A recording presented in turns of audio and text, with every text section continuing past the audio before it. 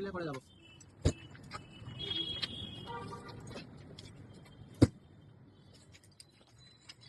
আগে 2 পিস করে আসতো।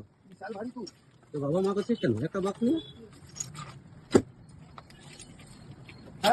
একদিকে বাপ্পা কুন্ডু একদম পুরো ফটাফট করছে, তুই আবার বাবা মা করতেছিস কেন? এখন